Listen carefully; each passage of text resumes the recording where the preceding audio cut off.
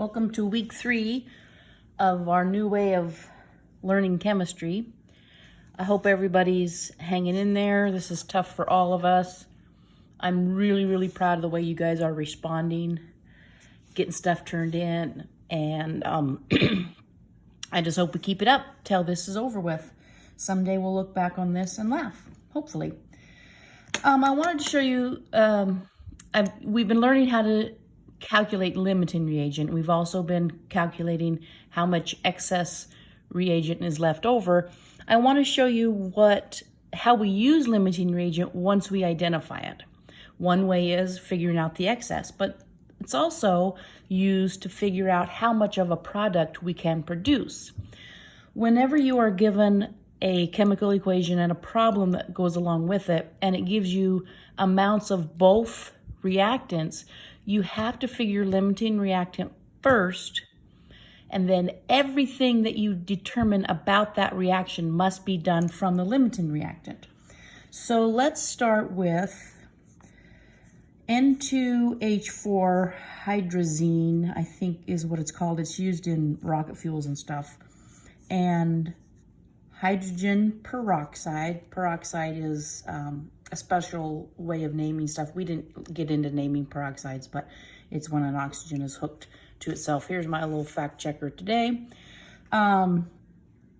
Anyway, so that's going to yield nitrogen. We got our Hofbrinkel situation there, and water. Balanced, it's going to end up being a 2 and a 4. So make a note of this balanced chemical equation. You might see it again. Now, if I told you that I put in the following amounts: 18 grams of dinitrogen tetrahydride or hydrazine and 41 grams of hydrogen peroxide. My question is, how many grams of water will be produced? We have to know which one of these is going to be the limiting reactant before we can determine how much water is produced, because we have to go off of the limiting reactant. Remember, the limiting reactant is what stops the chemical reaction. Once it stops, we can't produce any more of either product. So I'm going to do my same old thing and just determine who the limiting reagent is by choosing one of these and putting it over one. Again, I usually choose the first one. 32 grams N2H4 in a mole. By now you guys are probably getting bored of all of this business, but it helps to always put the units. Now I have this in moles, so I can use my mole ratio.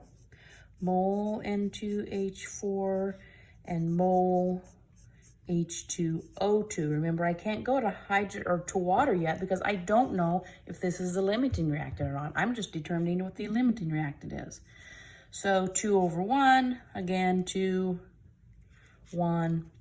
Then I have to multiply that by the molar mass of hydrogen peroxide because I only know the mass I put in, not the moles.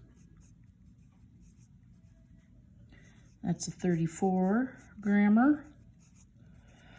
Gonna run that through the calculator. I'm gonna end up with 38.25 H2O2.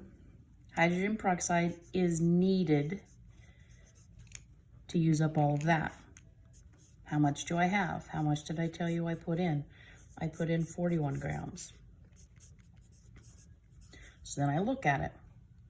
I have more than what I need, so my limiting reactant is all going to be used up. That's going to be used up with this amount. So N2H4 is my limiting reactant. Now I can answer the original question, which was, how much water can I make? So now that I know my limiting reagent, anything I determine about this chemical equation has to start with this, because that's what's going to run out first. So I'm just going to start the same little dilly bobber.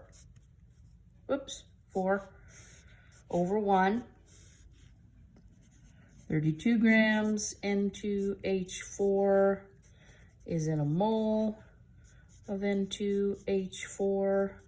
Now my mole ratio is going to look a little different because I know what my limiting reactant is. Now I can figure out how much of that product. So a mole of N2H4, a 1, and 4 moles of water.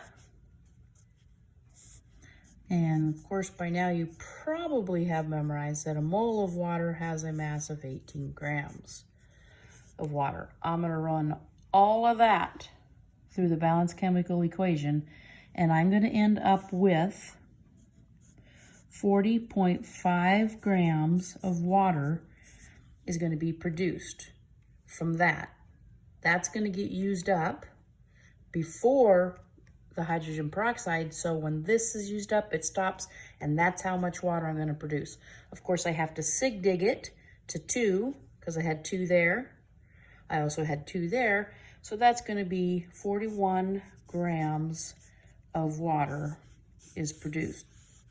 So when you're asked how much of a product is able to be produced and they give you 2 amounts of reactants, you know you need to figure which one is the limiting one and go from that.